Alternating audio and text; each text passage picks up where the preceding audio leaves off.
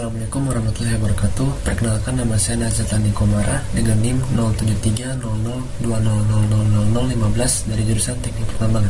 Di sini saya akan membahas mengenai UTS batubara yang meliputi jenis batubara, kemudian ada analisis batubara. Yang ketiga adalah analisis mengenai tabel komposisi batubara dan serta perhitungannya. Pembentukan batubara. Batubara di dunia umumnya berasal dari zaman karbon. Pada era itu, iklim bumi adalah tropis sehingga memungkinkan bermacam-macam tumbuhan subur di bumi, khususnya di daerah rawa. Tumbuhan yang tua lama-kelamaan mati dan menumpuk serta tertimbun di daerah rawa. Timbunan itu makin lama makin tebal, dan seiring laju pertambahan timbunan tumbuhan, terdapat pula laju penurunan dasar rawa. Hal ini menyebabkan terakumulasinya timbunan tumbuhan mati yang kemudian diuraikan oleh bakteri. Bagian-bagian tumbuhan ini yang terurai dalam kondisi anaerob menjadi karbon dioksida, air, dan asam humin. Proses ini dinamakan humifikasi. Dengan gambut sebagai hasil akhir. Proses pembentukan gambut ini sangat penting dalam proses pembentukan batubara karena menjadi asal-usul terbentuknya batubara atau isi batubara. Proses pembentukan batubara terdiri dari dua tahap. Yang pertama ada biokimia atau penggambutan, dan yang kedua ada geokimia pembatubaraan. Tahap penggambutan atau petrification adalah tahap di mana sisa-sisa tumbuhan terakumulasi tersimpan dalam kondisi reduksi di daerah rawa dengan sistem pengeringan yang buruk dan selalu tergenang air pada kedalaman setengah hingga 10 meter. Material tumbuhan yang busuk ini melepaskan hidrogen, nitrogen, oksigen, dan karbon dalam senyawa karbon dioksida, hidrogen oksida, dan natrium hidroksida untuk menjadi humus. Selanjutnya oleh bakteri anaerobik kemudian diubah menjadi gambut atau stage. Tahap penggambutan atau qualification merupakan gabungan proses biologi, kimia, dan fisika. Terjadi karena pengaruh penambahan dari sedimen yang menutupinya, temperatur, tekanan, dan waktu terhadap komponen organik dari gambut. Pada tahap ini presentasi karbon akan meningkat, sedangkan presentasi hidrogen dan oksigen akan berkurang. Proses ini menghasilkan batubara dalam berbagai tingkat kematangan mineral organiknya, mulai dari lignit, subbituminus, bituminus, semi-antrasit, antrasit, hingga meta-antrasit. Peningkatan batubara lignit hingga berubah menjadi subbituminus dan antrasit disebabkan oleh beberapa faktor seperti kombinasi antara proses fisika dan kimia serta aktivitas biologi. Terdapat dua teori yang menjelaskan tentang terbentuknya batubara. Yang pertama yaitu teori in situ, menyatakan batubara terbentuk dari tumbuhan atau pepohonan yang berasal dari tempat di mana tumbuhan itu berada. Batubara yang terbentuk terjadi biasanya di hutan basah dan rawa-rawa, sehingga pohon-pohon di hutan tersebut pada saat mati atau roboh langsung tenggelam ke dalam rawa, sampai akhirnya menjadi fosil tumbuhan yang membentuk sedimen organik. Batubara yang terbentuk dengan cara in situ memiliki ciri-ciri seperti penyebaran yang luas dan merata, dan kualitasnya lebih bagus karena kadar abunya relatif lebih sedikit. Yang kedua adalah teori drift, di mana batubara terbentuk dari tumbuhan atau pepohonan yang tidak berasal dari tempat atau hutan tersebut. Batubara jenis ini biasanya terbentuk di delta dengan ciri-ciri batubaranya yang tipis, tidak menerus atau splitting, banyak lapisannya atau multisim, banyak pengotor seperti kandungan abu yang cenderung tinggi. Jenis batubara terbentuk dengan cara ini mempunyai penyebaran tidak luas dan dijumpai di berbagai tempat dengan kualitas yang kurang baik karena mengandung material pengotor atau impurities yang terangkut bersama selama proses pengangkutan dari tempat asal tanaman ke tempat sedimentasi. Jenis-jenis tumbuhan pembentuk batubara pada umumnya menurut Renton 1993 adalah sebagai berikut. Yang pertama adalah alga dari zaman Precambrium hingga Ordovicium dan Barsel tunggal. Sangat sedikit endapan batubara di periode ini. Kemudian ada Siliphoita dari zaman Silur hingga Devon tengah merupakan turunan dari alga. Sedikit endapan batubara di periode ini. Kemudian ada Pteridophyta umur Devon atas hingga karbon atas. Materi utama pembentuk batubara berumur karbon di Eropa dan Amerika Utara. Tumbuhan tanpa bunga dan biji, berkembang biak dengan spora dan tumbuhan iklim hangat. Kemudian ada Gymnospermae, kurun waktu mulai dari zaman Priman hingga Kapur Tengah. Tumbuhan heteroseksual, biji terbungkus dalam buah, semisal pinus, mengandung kadar getah atau resin tinggi. Jenis Pteridospermae seperti ganggang porpetis, seperti ganggang morpotis dan Glastorpetis adalah penyusun utama dari batu bara Permian seperti di Australia, India, dan Afrika. Kemudian ada Angiospermae dari zaman Kapur atas hingga kini, jenis tumbuhan modern, buah yang menutupi biji jantan dan betina dalam satu bunga, kurang bergetah dibanding Gymnospermae. Kemudian pemeringkatan rank atau batu bara. Peringkatan batu bara secara umum dapat diasosiasikan dengan mutu kualitas batu bara. Batu bara dengan tingkat pembaturan yang rendah disebut juga sebagai batu bara peringkatan rendah, seperti lignit dan subbituminus. Biasanya lebih lembut dengan materi yang rapuh dan berwarna suram. Halnya tanah. Memiliki moisture yang tinggi dan kadar karbon yang cukup rendah, sehingga memiliki kandungan energi yang rendah pula. Semakin tinggi pemeringkatan batu bara, umumnya akan semakin keras dan kompak, serta warnanya akan semakin mengkilat. Yang pertama adalah lignit. Batu bara lignit merupakan batu bara yang memiliki tingkat rendah, di mana jenis ini dalam tingkat klasifikasi batu bara berada pada masa transisi dari jenis gambut ke batu bara.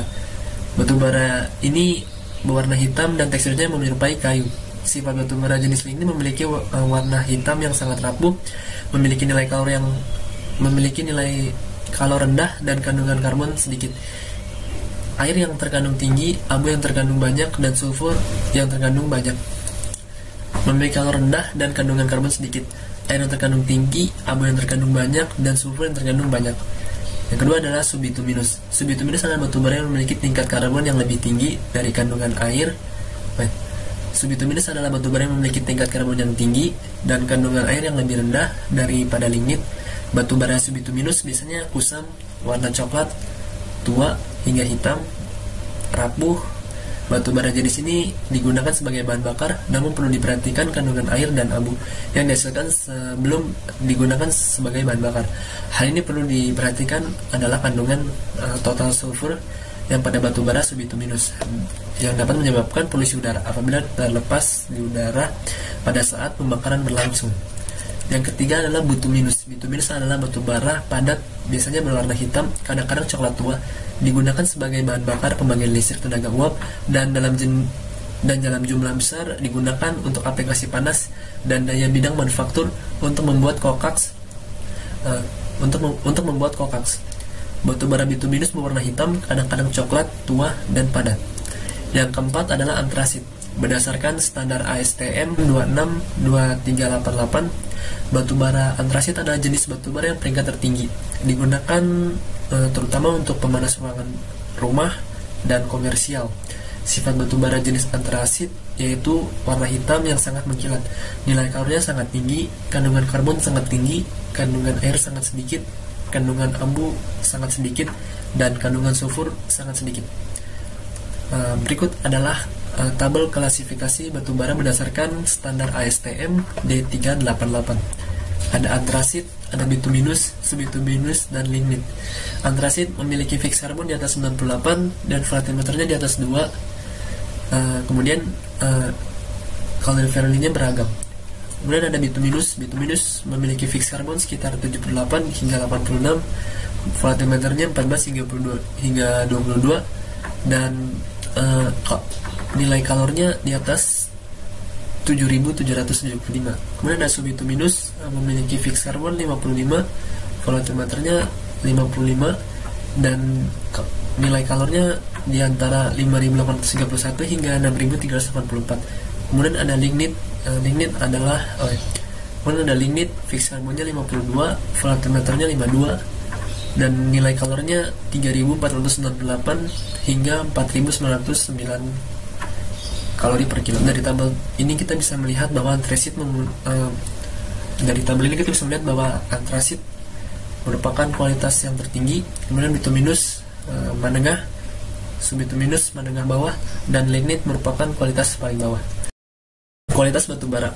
Untuk menentukan kualitas batu bara umumnya dilakukan dengan analisis kimia yang dapat ditentukan dengan analisis di laboratorium, diantaranya berupa analisis proksimat dan analisis ultimat. Kualitas batu bara ini diperlukan untuk menentukan apakah batu bara tersebut menguntungkan untuk ditambang selain dilihat dari besar cadangan batu bara di daerah tersebut. Yang pertama adalah analisis proksimat. Metode analisis proksimat meliputi penentuan kadar air atau moisture content, kadar abu atau ash content, zat terbang atau volatimeter, dan perhitungan karbon terambat atau fixed carbon. Pada contoh batu bara dan coax dibuat dengan metode yang ditentukan dan dianalisis sesuai dengan prosedur yang ditetapkan oleh ASTM. Metode ini digunakan untuk menetapkan peringkat batu bara dengan memanaskan contoh batu bara di bawah kondisi tertentu. ASTM 1979. Analisis proksimat batu bara berdasarkan definisi memisahkan produk ke dalam 4 kelompok, yaitu yang pertama kadar air, zat terbang yang didorong keluar selama priorisasi, karbon tetap, dan abu residu yang tersisa setelah proses pembakaran. Yang pertama adalah analisis moisture. Metode ini meliputi penentuan kadar air dalam analisis sampel pada batu bara atau coax. Hal ini digunakan untuk menghitung hasil analisis untuk tahap pengeringan. Kadar air ditentukan dengan menguji sampel ketika dipanaskan dalam kondisi yang dikendalikan oleh suhu, waktu, suasana, berat sampel, dan spesifikasi peralatan. Yang kedua adalah analisis kadar abu atau ash content. Kadar abu merupakan jumlah residu yang dihasilkan dari pembakaran batu bara sebagai sisa pembakaran. Abu pada batu bara merupakan bahan anorganik yang terbentuk dari perubahan mineral karena proses pembakaran. Keberadaan kandungan abu pada lapisan batu bara dikarenakan senyawa organik dan anorganik yang merupakan hasil dari rombakan material di sekitarnya yang bercampur pada saat transportasi, sedimentasi, dan pembatubaran. Semakin besar kandungan kadar abu pada batu bara, maka semakin buruk kualitas batu baranya. Yang ketiga adalah analisis zat terbang atau volatimeter. Volatimeter merupakan zat aktif yang terdapat pada batu bara yang menghasilkan energi atau panas apabila batu bara tersebut dibakar. Kandungan volatimeter pada batu bara mempercepat pembakaran, sehingga waktu pembakaran akan semakin singkat. Volatimeter tersebut terdiri dari gas-gas yang mudah terbakar seperti hidrogen, karbon monoksida, dan metana. Yang keempat adalah analisis terambat atau fixed carbon. Fixed carbon adalah karbon yang tertinggal saat dilakukan pembakaran pada batu bara sesudah penguapan volatimeter. Semakin besar presentasi karbon dalam batu bara, maka kualitas batu bara juga semakin baik. Fixed carbon merupakan selisih 100% total berat batu bara dengan moisture content, ash, dan volatimeter. Yang kedua adalah analisis ultimat. Analisis ultimat digunakan untuk penentuan jumlah unsur karbon, hidrogen, oksigen, nitrogen, sulfur. Kandungan karbon, hidrogen, dan oksigen digunakan untuk menilai karakteristik pengkokasan atau gasifikasi dan likuifasi batu bara. Sedangkan kandungan nitrogen dan sulfur menunjukkan potensi pencemaran yang dapat ditimbulkan dari pemanfaatan batu bara tersebut. Mineral meter pada batu bara. Mineral meter adalah sumber utama dari unsur-unsur yang membentuk abu pada batu bara. Istilah mineral meter mengacu pada unsur-unsur anorganik pada batu bara dan semua elemen yang bukan bagian dari zat batu bara organik, karbon, hidrogen, nitrogen, oksigen, dan sulfur. Selanjutnya, Hargrove Gradient Index atau HGI merupakan parameter yang menyatakan tingkat kemudahan batu bara untuk digerus. Indeks HGI antara 0 hingga 100, di mana Hargrove kurang dari 50 adalah keras dan Hargrove di atas 50 adalah lunak. Baik, pada tabel ini kita melihat ada ash resif atau AR, ada hydrate basis atau DB, kemudian ada dry basis DB, ada dry ash free DAF, kemudian ada dry mineral meter free atau DMMF. Kita akan membahas satu persatu. Yang pertama adalah ash resif atau AR. Data dinyatakan sebagai presentasi terhadap batu bara total termasuk kandungan air. Pada gambar total moisture, ada mineral meter, abu, volatimeter, dan fixed carbon. Sampel batubaranya diambil dari lapangan dengan kondisi saat ditemukan kemudian diuji. Kemudian ada Android basis atau ADB. Data yang dinyatakan sebagai presentasi terhadap batubara kecuali kandungan air permukaan atau surface moisture. Sampel batubara setelah dikeringkan dengan cara diangin-anginkan atau terjemur matahari dengan asumsi kadar air permukaan teruapkan. Kemudian ada dry basis atau DB, data yang dinyatakan sebagai presentasi batubara tanpa kandungan air atau total moisture, di mana batubara telah ditangani sehingga total moisture atau kandungan airnya tidak ada. Kemudian ada dry as free atau DAF, data yang dinyatakan sebagai presentasi terhadap komponen batubara, zat terbang, dan karbon terambat atau presentasi batubara tanpa kandungan air dan kandungan abu, di mana batubaranya telah ditangani sehingga kandungan air dan abunya sudah tidak ada. Biasanya dengan metode kimia, dengan dising batubara dengan menggunakan agen asam basa larutan seperti natrium oksida, kalium oksida, kalsium oksida, atau larutan asam seperti HF, HCl, H2SO4, HNO3, serta hidrogen oksida. Kemudian ada juga dengan menggunakan metode fisika, yaitu magnetic separation. Dengan proses pemisahan magnet dilakukan atas perbedaan muatan listrik atau paramagnetik. Mineral pirit memiliki sifat paramagnetik, dapat melekat pada magnet sehingga dapat memisahkan dari campuran batubara. Kemudian ada metode biologi, yaitu menggunakan kultur alga dan bakteri yang mempunyai kemampuan untuk mengoksidasi sulfur dan abu dalam batubara. Kemudian ada dry mineral matter free atau DMMF. Data ini menunjukkan sebagai presentasi terhadap komponen batubara, zat terbang organik, dan karbon terambat atau presentasi batubara tanpa kandungan air dan mineral matter.